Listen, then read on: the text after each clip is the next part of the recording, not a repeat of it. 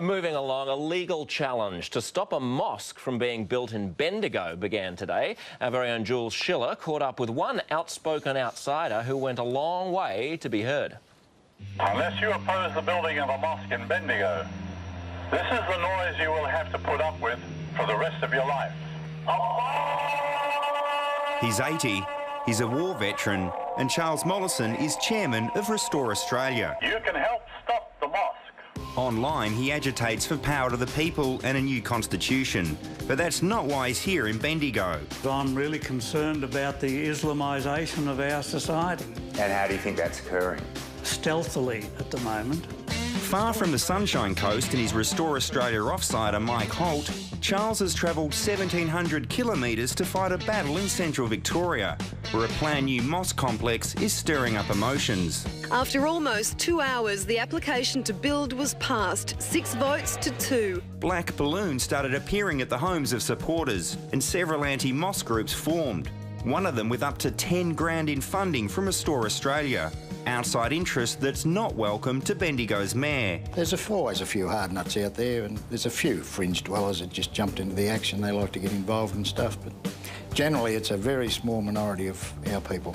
150 local Muslim families will use the $3 million complex, starting with a prayer room and later a sporting and community hall. We just want to living life with peaceful and respect in Bendigo. Harry, some critics say the mosque could be a centre for terrorism. What do you have to say? If I see, find and smell the bad age in Bendigo, we and I, as the Muslim community, will be the first one to kick it out. Proud of Bendigo's multicultural heritage, the mayor is spearheading a selfie campaign for tolerance. Mosque or no mosque, we would have got on board this anyway.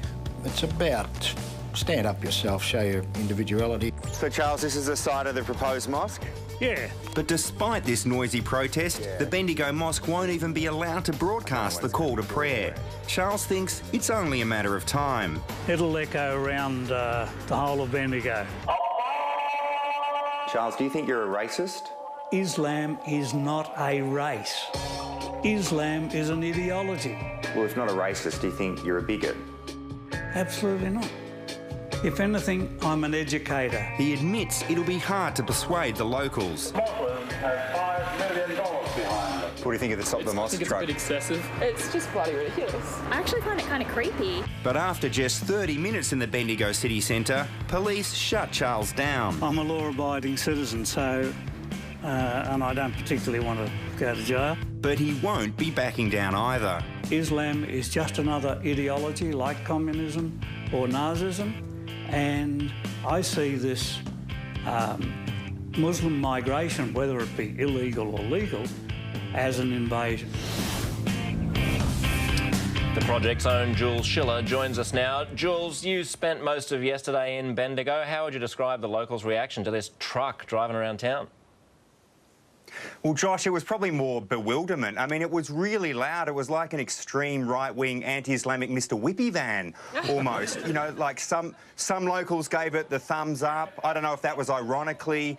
Some locals were taking pictures on their iPhones. Others were glaring at the van.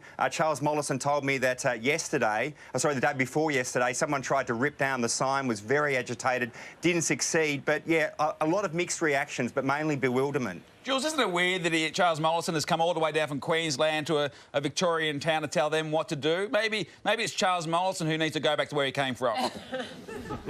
It's probably right, Pete, but mosque applications have been used as a template for by anti-Islamic groups to push their agenda. So there's more than Restore Australia involved here. You've got other groups like the Q Society, and there's Islam for Infidels. There's also groups like the Patriotic Defence League. And Mike Holt from Restore Australia says that an issue like the Bendigo Mosque actually unites them, which is a pretty scary thought. And they also get locals involved. So it's a lot more than just about local planning. Thanks, Jules. Great to talk to you, mate. No worries. Well, it's break time now. We'll see you on the other side. Coming up on the project, it looks awful and it could even kill you. So why are so many people taking up the ice water challenge? And Husey joins us from the road, but from the road in which country? You're watching The Project.